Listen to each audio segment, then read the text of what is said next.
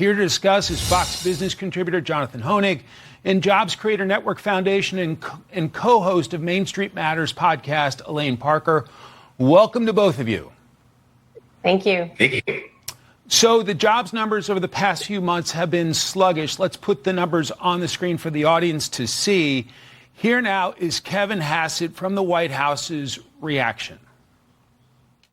The reason why they're getting revised so much is that these numbers are based on surveys, and people are kind of not filling out the surveys until the last minute, and so that the share of surveys that have actually been filled out at the beginning of the month is way lower than it used to be. Elaine, what is your assessment of job creation right now? Well, Mike, I think right now we can honestly say that inflation is no longer the biggest threat to this economy. Our small business owners are facing the pressure of high credit rates, and that's the real problem here. Inflation has, been slayed, and the Fed continues to think that tariffs are going to bring inflation back, and they're not.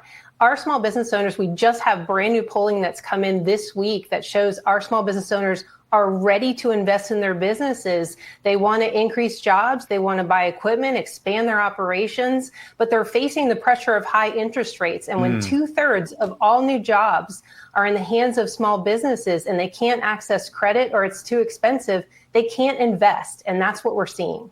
Markets and employers do not like uncertainty. Some are blaming tariffs. Let's play the labor secretary, and I'll get you to react, Jonathan.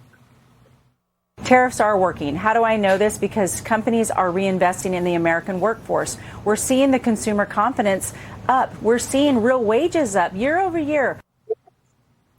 Jonathan, where are we on jobs in the broader economy?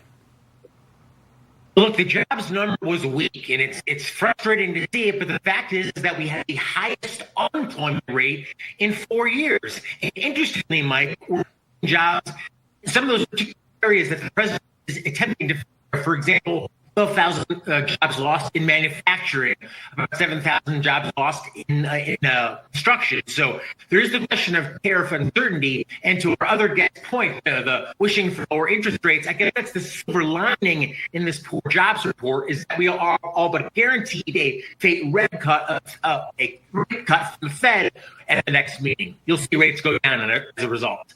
Okay, the Trump administration is targeting housing costs, and as you mentioned, we are expecting Jerome Powell, the Fed chair, to act later this month. What about that, Elaine? Well, look, housing has certainly outpaced inflation for the last 50 years, and even more so since the pandemic. I'm encouraged by the Trump administration wanting to conquer the outrageous housing costs. The first step could come from the Fed by lowering interest rates and allowing first-time homebuyers to access some of the credit and purchase their first homes. That is the greatest wealth builder for middle-class Americans, is to be able to purchase their homes. And right now, mortgage rates are very high. Secretary Besson has put forth some ideas that are very interesting to me, and that's looking at zoning laws and accessing and making more land available that we can build on and increase the supply, and also look at the cost of very high closing costs, which we see in different states. So those are all good ideas. The number of first-time home buyers has hit a 3-decade low, Jonathan. What about housing at this stage?